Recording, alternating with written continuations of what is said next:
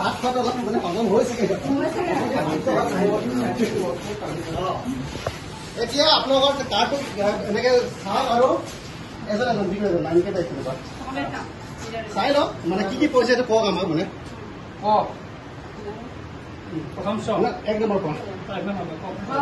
আৰু ঘৰৰ পৰা মানে শব্দ কি হ'ব পাৰে সেইটো ক'ব লাগে এতিয়া আপোনালোকে মানে বাইদেউ দুটামান ক'লে পাহৰি গ'ল আপোনালোকে মনত পেলাই দিব আৰু কৈ দিব আৰু মানে যিমান পাৰে শব্দ কিমান ওলাই আৰু মানে ঘৰটো ঘৰ পৰা ঘৰ ঘনচিৰিকা চাৰে কৈ গ'লে ঘোঁৰা ঘটি ঘৰিয়াল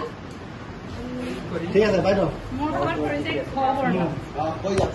খ খৰম খৰাহী খৰিয়াল খৰধৰ খাৰু খৰ্ব খৰ্ব বাইদেউ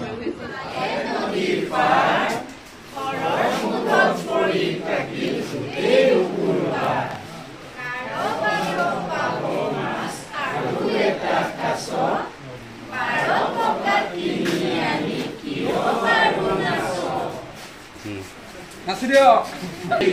পালে নদীৰ পাৰ ঘৰৰ মুধত পৰি থাকিল গোটেই ঘুকুৰবাৰ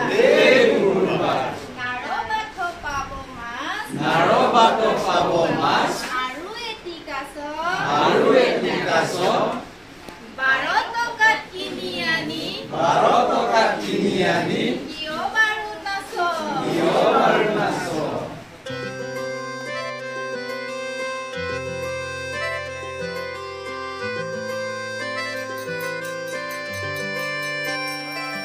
ना अटकेंगे